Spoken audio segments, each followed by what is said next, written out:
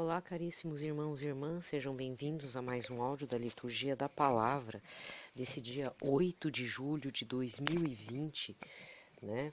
14ª semana do Tempo Comum, e a cor litúrgica é a verde. O santo do dia é Santo Eugênio III, lembrando que amanhã é dia de Madre Paulina, tá? Muito bem. Vamos fazer o sinal da cruz. Pelo sinal da Santa Cruz, livrai-nos Deus Nosso Senhor de todos os nossos inimigos. Em nome do Pai, do Filho e do Espírito Santo. Amém. A primeira leitura de hoje está em Oséias 10, versículos de 1 a 3 e do 7 ao 8 e depois ao 12. Israel era uma vinha exuberante e dava frutos para seu consumo. Na medida de sua produção, erguia os numerosos altares. Na medida da fertilidade da terra, embelezava seus ídolos. Com o coração dividido, deve agora receber castigo. O Senhor mesmo derrubará seus altares, destruirá os seus simulacros. De certo dirão agora: não temos rei, não temos medo do Senhor. Que poderia o rei fazer por nós? Samaria está liquidada, seu rei vai flutuando como palha em cima da água. Será desmantelada a idolatria dos lugares altos, pecado de Israel. Ali crescerão espinhos e abrolhos sobre seus altares. Então se dirá aos montes: cobri-nos, e às colinas: caí sobre nós. Semeai justiça entre vós e colhereis amor. Desbravai uma roça nova. É tempo de procurar o Senhor, até que Ele venha e derrame a justiça em vós. Palavra do Senhor. O salmo responsorial de hoje está no 104, com o refrão: buscai constantemente a face do Senhor. Cantai, entoai salmos para ele, publicai todas as suas maravilhas. Gloriai-vos em seu nome que é santo, exulte o coração que busca a Deus. Buscai constantemente a face do Senhor. Procurai o Senhor Deus e seu poder, buscai constantemente a sua face. Lembrai as maravilhas que ele fez, seus prodígios e as palavras de seus lábios. Buscai constantemente a face do Senhor. Descendentes de Abraão, seu servidor, e filhos de Jacó, seu escolhido, ele mesmo, o Senhor, é nosso Deus, vigoram suas leis em toda a terra. Buscai constantemente a face do Senhor. O evangelho de hoje está em Mateus 10, versículos de 1 a 7. Naquele tempo, Jesus chamou os 12 discípulos e deu-lhes poder de expulsar os espíritos maus, de curar todo tipo de doença e enfermidade. Estes são os nomes dos 12 apóstolos. Primeiro, Simão, chamado Pedro, André, seu irmão. Tiago, filho de Zebedeu, seu irmão João. Filipe, Bartolomeu, Tomé e Mateus e o cobrador de impostos. Tiago, filho de Alfeu e Tadeu. Simão o Zelota e Judas Iscariotes, que foi traidor de Jesus. Jesus enviou estes 12 com as seguintes recomendações: não deveis ir aonde moram os pagãos, nem entrar na cidade dos samaritanos. Ide antes as ovelhas perdidas da casa de Israel. Em vosso caminho anunciai: o reino dos céus está próximo. Palavra da salvação. Aqui termina a liturgia da palavra. Só para complementar, a leitura. Num primeiro momento, nós vemos nos evangelhos que Jesus não quer que a palavra de Deus, a boa nova, seja transmitida a outras pessoas que não sejam o povo escolhido de Israel. Isso num primeiro momento. Mas depois, diante de alguns testemunhos, como por exemplo o centurião, que pede a cura à distância do seu servo, a moça cananeia, isso que ele foi numa região de pagãos. E ele até o caso da mulher cananeia, em que ele fala que a gente não pode dar o pão para os cachorrinhos, mas ela fala: mas até os cachorrinhos comem as migalhas. Ela insiste, ela late para o Senhor Jesus. Ela faz tudo para chamar a atenção dele para a causa dela. E Jesus tem um coração aberto, Tá certo que, num primeiro momento, ele veio para os seus. Mas os seus irmãos, o povo escolhido, não quis acolher a palavra. E isso São Paulo vai dizer em suas cartas lá para frente, explicando os motivos do Todo-Poderoso, o Pai Eterno, ter feito essa escolha, ter feito uma mudança de rota, de repente aceitar um povo impuro, não escolhido, que não estava esperando nenhum Messias, nada. Não havia promessa nenhuma para esses povos pagãos, E São Paulo diz o quê?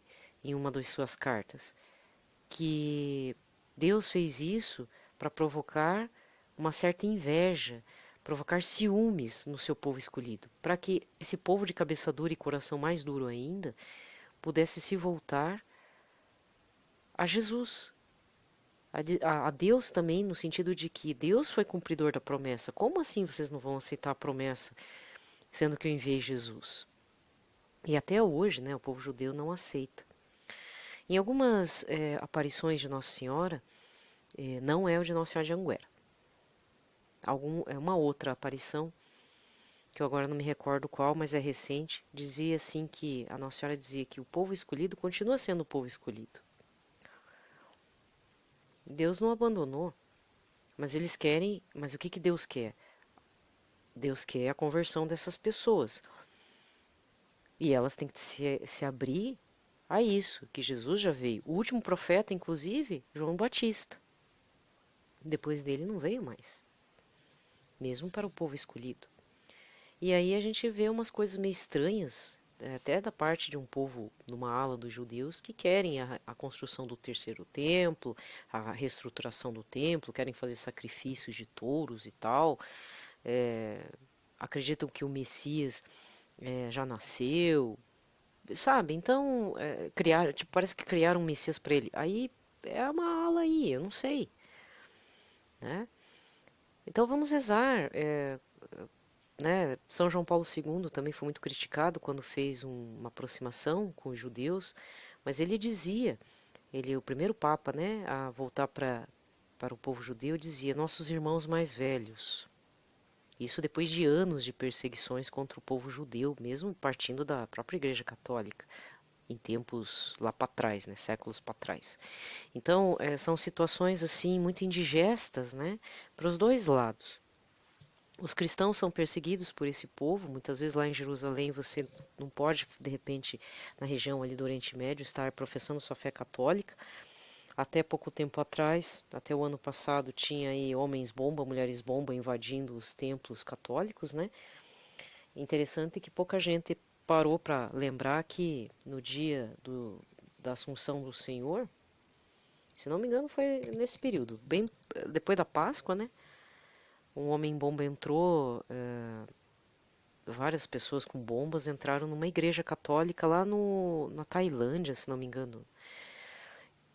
E até tinha esquecido. Aí, esses tempos, quando deu essa data, um site em inglês, porque eu acompanho alguns perfis sociais, até, eu falei site, mas é um perfil social do Instagram, dizendo, faz um ano que aconteceu o atentado à bomba naquela região da Tailândia, que é no Oriente, já Extremo Oriente, mas fica no entroncamento, né, entre o Extremo Oriente mesmo, que é a China e Japão, fica ali meio perto da Índia e tal, sabe? Então, pode acontecer perseguições? Pode. Em parte, o coronavírus provocou essa situação de não termos missa, de uma forma global, por causa de um vírus que não vemos, não tem rosto, né? E todo mundo hoje em dia está sujeito, pelo menos aqui no Brasil, né? Há vários casos de mortes de gente que estava aí, motorista, cobrador de ônibus, enfermeiros. Fazer o que, gente? A gente não ouve nenhum professor porque as crianças estão em casa ainda. Mas eu vou dizer que é um ano perdido, um ano letivo perdido. Muitas escolas particulares também, em vez de dar uma flexibilizada na situação, não flexibilizaram suas mensalidades. Pelo menos aqui na minha região, teve uma evasão da escola particular para a escola pública, né? Então, daqui a algum tempo, daqui a longo prazo, muitas escolas vão fechar. Desculpa falar aí, se elas não se adaptarem às novas realidades, né? Então, até no trato administrativo, econômico com os pais, porque os pais, muitos perderam emprego, não tem o que fazer. Fazer o quê? A escola pública, até o nono ano, o livro didático é fornecido. Então, os pais não precisam se preocupar com isso, né? Só o uniforme e acabou. E não se sabe se teremos ano letivo. São Paulo diz que é em setembro, né? Aqui, por enquanto, não há previsão. Provavelmente vão passar assim. Triste, né? Mas em parte temos que ver que a saúde dos nossos filhos é muito importante. Contudo, existe uma parte aí da sociabilidade e cognitiva também, porque o período escolar é o momento da socialização deles. Porque depois de adulto, a socialização é meio complexa, né? Porque cada um fica no seu cantinho. Alguns acabam descobrindo que alguns são Bob Esponja. Não tô, né, no sentido que é muito alegrinho, mas outros é o Siri Cascudo, né? Ai, que saco, não gosto de gente efusiva, né? É assim, sabe? Então esse era um momento de fazer sociabilização entre as crianças, de você ter um contato com elas, de fazer enfrentamento de mundo, passar por bullying, né? Não que eu seja a favor do bullying, mas às vezes a gente precisa passar para entender que existe muita maldade por aí, que a gente não pode se entregar a isso, né? Temos que sobreviver a isso, tá bom? Gente, então, desejo a todos uma ótima quarta-feira, tá? Hoje é uma quarta-feira aqui no sul chuvosa, diz que vai ter chuva.